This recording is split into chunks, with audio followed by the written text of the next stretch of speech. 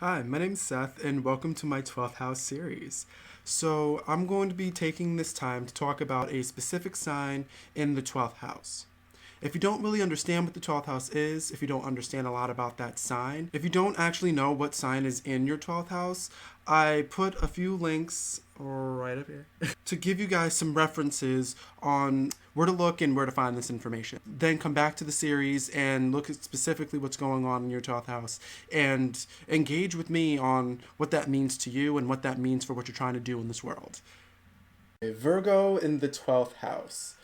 Um, I like this placement. I kind of like anywhere Virgo is placed. It has a tendency to make things a little more complicated, but once you figure out the methods to the madness, it's like production. It's just constant production. Make things work and produce something, produce more and produce better, produce more, produce better. It's just they lack the drive that Capricorn brings to the exalted earth. You have Virgo in the 12th house. That means you have a Libra ascendant. That you're creative, expressive, and easy to get along with. But the one thing I would say to watch out for is passive aggressive tendencies. Learning to deal with that opposition, your anger, and letting them out in a constructive way, not being passive aggressive about it or tricking people into believing things that they're not supposed to believe to make things work for you when you should be upfront. Libra on your ascendant gives almost a golden shine to everything you look at. There's a wall between you and the outside world, and when the outside looks at you, they see beauty, they see harmony, they see glowing around you. Glowing around you, like people are really blown away by like just you physically. If you have a Libra ascendant, people think you're attractive. From the inside looking out, you want to see that beauty. You look for those moments. You look for those situations and those people and those places in life where everything is gold and shimmery and beautiful and harmonious. That's what you're looking for. But when people look at you, that's what they see. So it adds a little bit of confusion. Now there are two sides for you to balance out: the world that you think that there is and the world that people expect you to create. With Virgo in your 12th house, you have a strong fear of being useless. You have a very strong fear of being really eternally imperfect, of being a broken, non fixable sort of problem for everyone in your life in every situation that arises. You can never push yourself to hit optimum. You're just always below average. You're just always not enough. Two things can happen when you have this mindset, these sort of issues floating around in your 12th house. You can either become the type of person that obsesses over their health, obsesses over the way that they look, obsesses over how they can become useful for the people around them. A drive will come from your insecurities. Or you could be the type of person that wallows within those insecurities, the type of person that ignores their health altogether, the type of person that ignores their looks. They've given up because they feel like they can never perfect it. There's no point of trying anymore. Those two type of things are two serious imbalances. You're either going to lean and put way too much effort into your 6th house, what Virgo rules, or lean and put way too much energy into your 12th, where Pisces rules. And with this opposition, in between these two signs being in two houses opposite themselves, it's going to cause extreme imbalances. You're going to have a way of going to one extreme and then the next. And Libra has a way of going to one extreme and then the next. So with that ascendant, this is going to happen. Get your shit together and get ready for the work. Prepare. Prepare for the things that are going to soon envelop. That's what Virgo likes to do. That makes you feel comfortable. And when you're alone, that's most likely what you do. When you're alone, you like to prepare for things. You like to analyze things. Anything that catches your interest, you want to analyze it to the point of like death. Like analyze it to like every degree that you can, and then find a way to make it better, make it prettier, make it perfect. Virgo likes simple. Virgo likes simple perfection, simple purity. That's the sort of things that you drive for.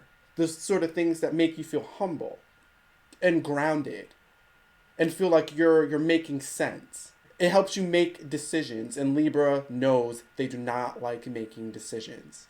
Virgo loves making decisions. Find a balance.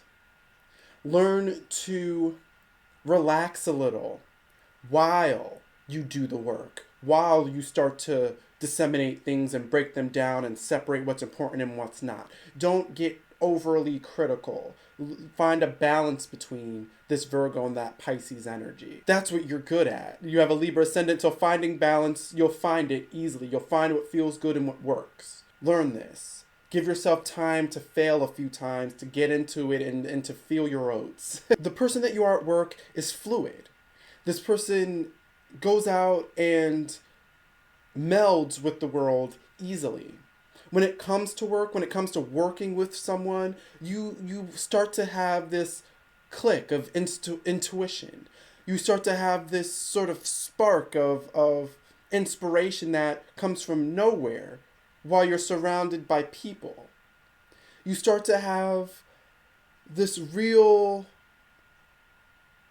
unmeasurable sort of guidance. Things start to guide you. Your world starts to guide you a little bit. Things you have to think less when you're at work. The work that you do may cause you to think less and feel more. That's the sort of thing that Pisces is bringing into your 6th house. Your coworkers see you as someone fluid, as someone who really gets things that most people don't get, someone who understands them in a way that other people don't understand them. They might also see you as someone a little erratic when it comes to emotions if you're really ignoring that Virgo. They might see you as someone who is easily walked over, someone who's easily drained and can't handle pressure, if again you're ignoring that Virgo. Those are negative traits if you're leaning one side to the other or the other. When you're drunk, you become the person that knows how to keep up appearances. You might not necessarily show that you're drunk. You might sort of get these inclinations to maybe not walk across the room in front of everyone after that 4th shot of tequila. Like maybe I should stay against the wall and slide my way there quietly and not make a scene. You start to have these common sense ideas that get you ahead of all the other drunk random people around you. Virgo starts to kick in. When you're drunk, you might not be like all the other drunk people. You might be the most responsible drunk person there. You're still going to be drunk. So like, you know what I mean? You're still going to be drunk. But you're going to be the most responsible and the least drunk out of everyone, unless you're literally not the least drunk out of everyone. You're not going to be the most gullible sort of drunk. People aren't going to be able to trick you easily. You're going to see through things, and common sense ideas sort of go straight to your mind. You'll think of if somebody comes up to you and like, hey, get in my car, I have candy. The first thing that'll pop in your head is, I don't know you, and that's a red flag. That's how Virgo works. They see the most basic imperfection, the most basic wrong thing with what you just said, and then they'll call you on it. They have to say something about it. You are not going to be very gullible when you're put in a position where Virgo is very strong, like when you're drinking. Again, Virgo likes to perfect. So if you drink one night and get really wasted after one drink, you're going to want to learn how to control yourself and not show that you're wasted and handle it next time. And then you'll be able to drink 2 drinks before you act like an idiot, 3 drinks before you act like an idiot, 4 drinks before you act like an idiot. Time goes by and you're an alcoholic. Time goes by and you can drink a bottle and like carry yourself well and still be that smart intellectual Virgo and like not show off that you're like a drunkard. Virgo will perfect drinking if you put too much energy into it. You're letting that Virgo energy free when you drink. You will find yourself with a serious problem. And Virgo is the opposite of Pisces, and they are both addictive energies. Like all these warnings, I would just stay away from alcohol. But another last warning with Virgo is that they're sexual. Virgo is a sexual sign.